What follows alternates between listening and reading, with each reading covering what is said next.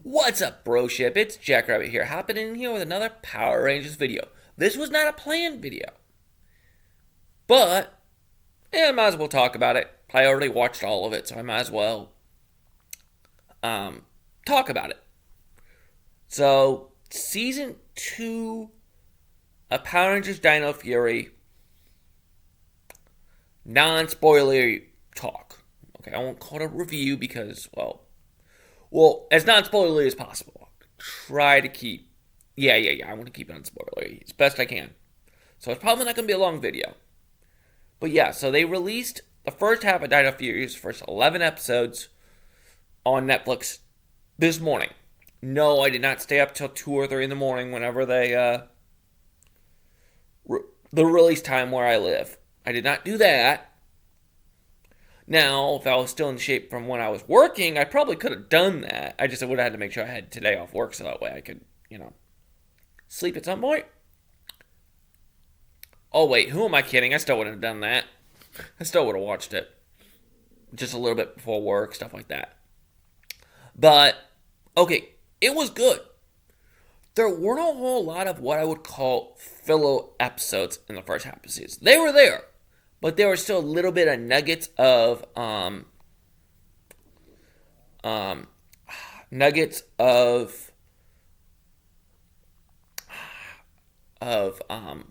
story beats in those filler episodes.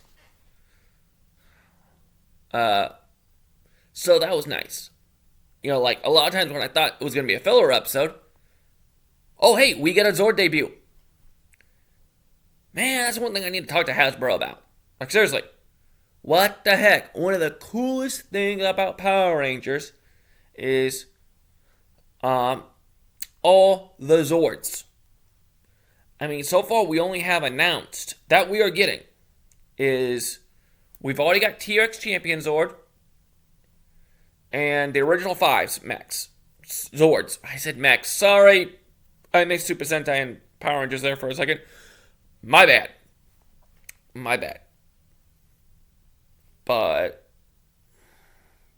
But outside of them, and I already have them, I have not reviewed them yet. I need to do that.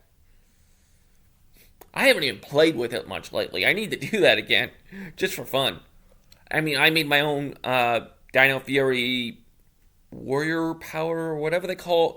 I don't like the name of the Zords, so I'm just going to use the Japanese names whenever I'm talking about them. For the ones I know the Japanese names for, at least like the main 5. I made my own 5 Knights combo. First of all, there's enough Knight theme in Dino Fury. I don't know why they wouldn't just use the 5 Knights name. I don't know. But I'm yammering about that. But so far, we've only got the Moza Razor Zord announced and a Terra Freeze. You can't do anything except for one of the... They called it an Ultra Zord combos that they show off. But there's like 2 or 3 other combos we can't do. Because we don't have the Dermextrodon Zord. We don't have the Pocky Zord. And they're not even announced. Like, what the lemon heck? Part of this toy line, literally the fun of it from Rio Soldier, was the Lego aspect of it. You could make some really crazy Zords. And they're killing it. Like, dudes, you guys are... I mean, yes, they are hitting the big ones. They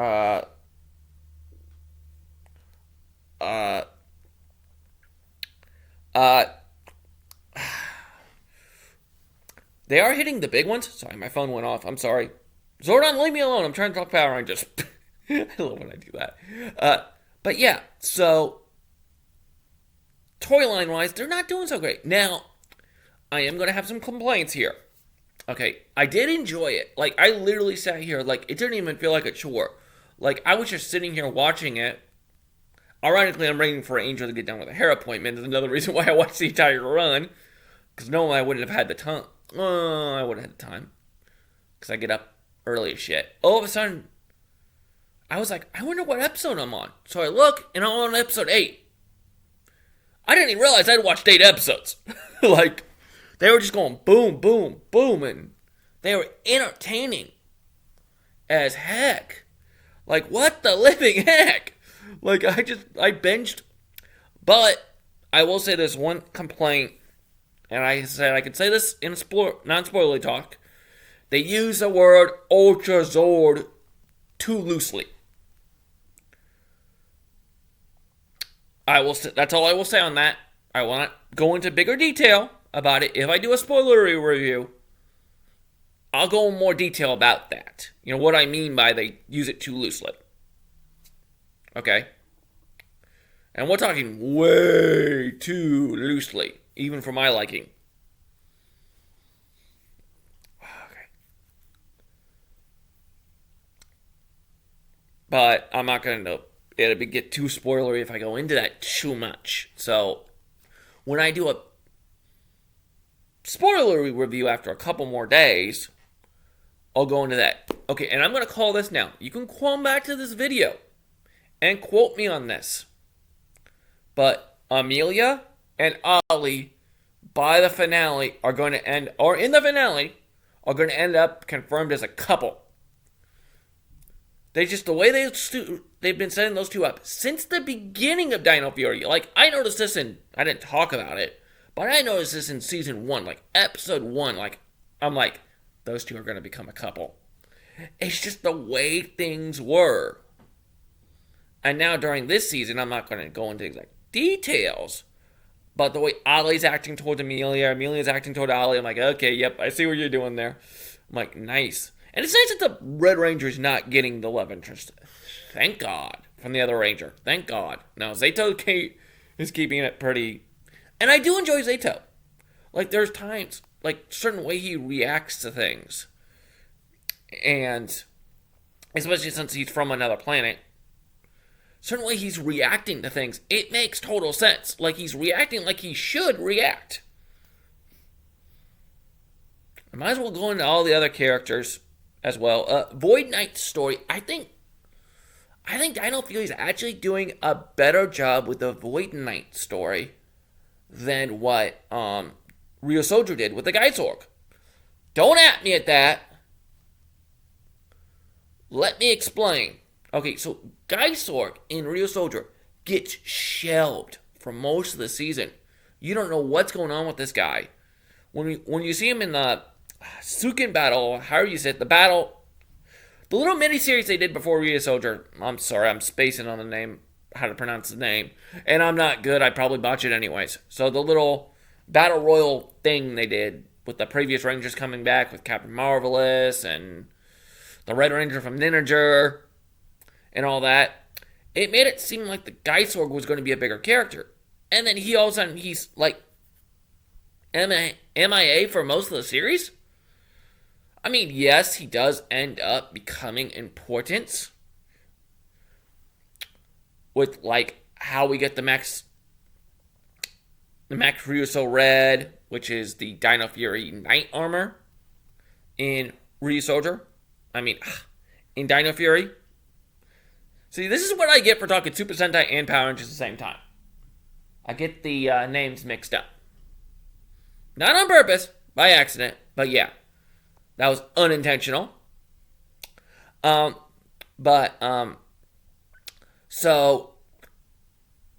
Here, we've had a shelled out story, and eventually, when they do get to the point, before we get to the Dino Fury, the Dino Knight armor, it does kind of make sense. Okay, so if you really think about it, it does make sense. You know, what happens, that leads to the events. You know, Geizorg didn't really feel that way. I was not a big Rio Soldier fan either. I did not like Rio Soldier. I love Lupin vs. Pat. Did not like Rio Soldier for nothing. For nothing.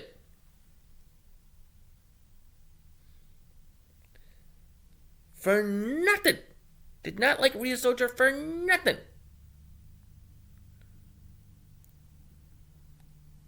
Did not like Rio Soldier. Like, I saw the finale for Rio Soldier. I watched the first few episodes. But it felt too much like a chore. Watching Dino Fury, especially the second episode, did not feel like a chore. Did not feel like, Oh hey, oh my gosh, I gotta watch Power Rangers. You know, as I said, I watched 8 episodes straight without even realizing I'd watched 8 episodes. I mean, I kind of noticed because of time, but I didn't really notice it. And I was hardly on my phone. And I normally play on my phone, and I don't even care if I show you guys my phone. Yes, I have a Power Ranger background. Of course I do. It's me. Of course I do. I normally play on my phone when I'm watching TV because, one, I try to keep myself from falling asleep because I do that a lot too. And two, it just keeps my mind. But I was so intrigued by the episode that the episodes, I couldn't look away. It was entertaining. Yeah, some of the jokes are cheesy, and heck, Dino Fury literally calls themselves out for it a couple of times in season 2. There was one time with Javi, and there's another time with Ion. I need to talk about him. I need to talk to him a little bit more. Another time with Ion, where they flat out basically calls themselves out for cheesy jokes. Which is funny. It's like, oh, I see what you did there. You knew your jokes were cheesy. You knew it. But Ion, okay. Okay, well, Javi, I love Javi. Love Javi. Well, he's a musician. And his dad, I'm going to tie him in there, is they do finally pay off something from season 1 with his dad. That they teased it, like they brought it up, but then they never did anything with it. That's another thing I noticed in season 2. A lot of stuff where they brought it up in season 1, and then it never gets mentioned again. They bring it back. So they're like, okay, I see what you did there. Okay, smart. Knowing you got it. Now I don't know when they found out during this process they were getting the second season. My guess it was pretty early on in the writing process because they realized, oh, we got more room to play with. Let's play with this room here. You know? So, yeah. And then Izzy was fine. I mean, she did some silly things. You know, all the Rangers do. Amelia, I do enjoy Amelia. I do. Though they have toned down her conspiracy. In the second season, at the beginning, they did tone down her conspiracy ghost hunter stuff. They toned it down. Which is good, because that part was kind of getting annoying. And making her more of a full-fledged journalist, which is better. I'm like, thank you. Ollie, my boy Ollie. They do more character work with him in second season, too, which I'm glad for. Because I actually liked him in season 1. I thought they did a pretty decent job with explaining him out. I mean, he does get some focus episodes. Zato doesn't really get focus episodes, really. I'm going to go back to Zato here. He didn't really get any focused episodes, really. Just like Izzy didn't. Not episodes that were directly dedicated to him. But he's had development throughout the episodes. That makes sense. Okay. If that makes sense. Instead of, just getting a straight up focus episodes, they actually trickled things out throughout the just little tidbits. And, well, another thing. And now, Ion. Oh my gosh. He annoyed me. I like Ion. It makes sense for him to do some of the stuff he does. But some of the shit he does is just straight up stupid. I mean, he just showed some development. I hope the second half they do more development with him. But some of the shit he does, that things happen. And I'm like, dude, straight up stupid. What are you doing? No. Bad. You'll see when you watch it. I mean, it's like, Ion, you idiot. I mean, he's setting up to be more of an idiot. And that's okay, not everybody's got to be perfect. And that way you can show a little bit of difference between him and Zeta. I do wonder, though, because we always see, okay, this is not really spoilery, because I'm going to try to keep it vague enough, but it is kind of a specific thing I'm going to mention. We always see Zato do the mind thing, but we never see Ion do it, or very rarely see it. We very rarely see Ion do it. So is Ion not as confident with it as Zato is? That probably could be explained. Because, I mean, Solon, the little raptor thing, robot thing, I don't know how to describe her, uh, pointed out at the beginning of season 1 that all beings from Rapcon could do that. So, So I don't know. I don't know what's going on with that. Hopefully in season 2, the second half of the second season, they explain that. Or they may just never explain it, and they just always let Zato do it for whatever plot reasons. Plot reasons, probably. I hate when they do crap like that. But yeah, overall, I do think the first few episodes of season 2 were really good. Now, where's the rest? Probably not going to get that till like October. Then again, this is Netflix. Who knows? Alright, I'll let you guys go. I'll talk to you later. Peace.